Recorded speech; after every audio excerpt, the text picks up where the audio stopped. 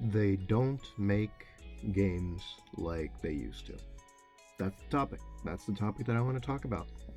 They don't make video games like they used to, and what I mean by that is I I can remember a great deal of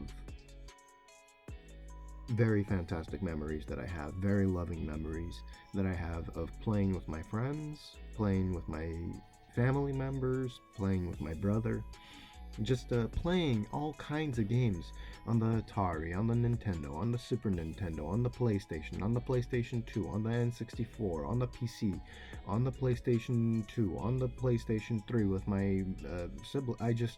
I've got a heck of a lot of memories, a heck of a lot of really good memories of playing all, even by myself, even when I was just by myself and playing for the sake of playing, to spend to to spend time with these games that you grew up with, just the hours and spent that you played, it just encapsulated and engrossed into just this, enveloped in this beautiful world of video gaming, and just like the replayability of the video games as well back then in the day is fantastic. Like, you can play Atari games, Dig Dug, or Joust.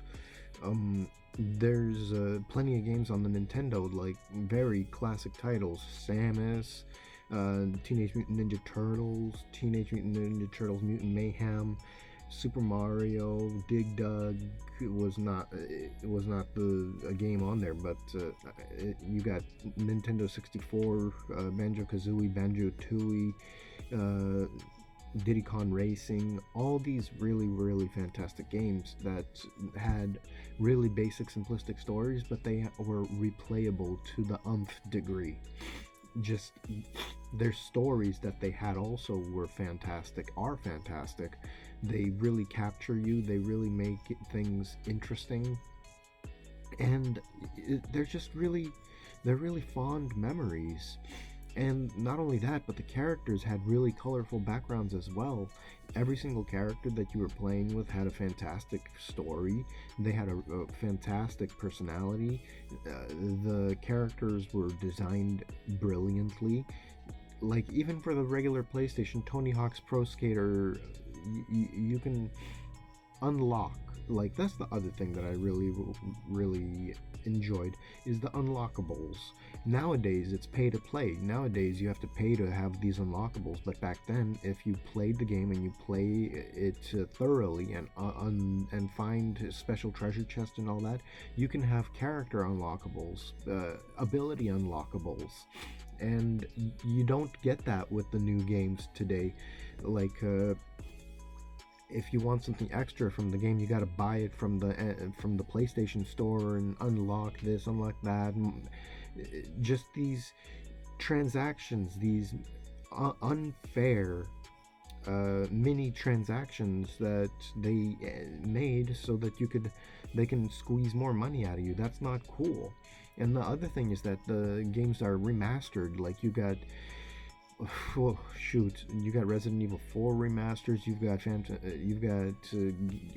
The Last of Us remastered, you've got remastered this, remastered that. Like, we didn't have that when I was growing up. We didn't need that because the game itself was fantastic. And I don't get why they keep on remastering, redoing and redoing it. It isn't as, those games are not as replayable either, and I guess people just really don't follow up on it.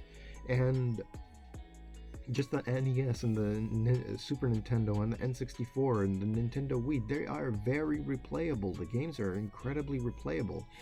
You don't have that on the regular games today. Like, Horizon Dawn isn't as replayable as Resident Evil 1, 2, 3, 4, and Mario and Samus, all Metroid Prime.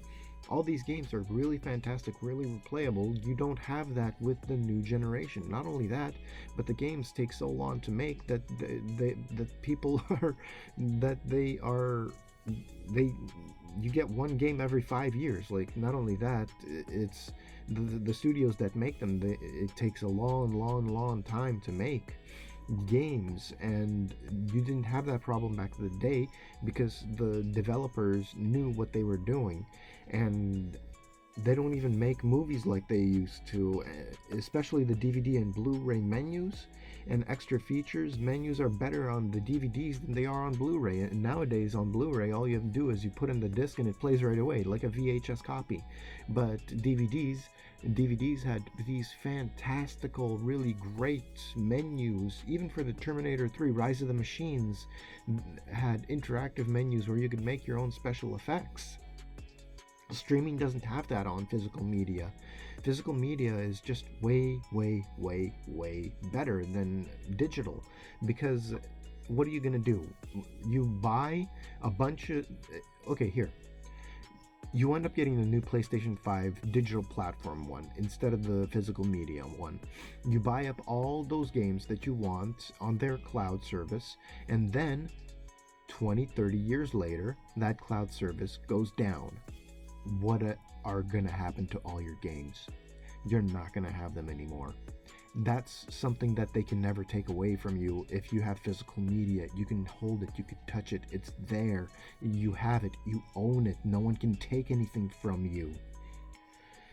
And that's why I like physical media, and that's why I think that they don't make things like they used to anymore, just simply because the environment is different. And I really hope that physical media is going to stick around for a long, long time. And those are just my memories, and that's just my ranting, ladies and gentlemen. That's my thoughts. Those are my things.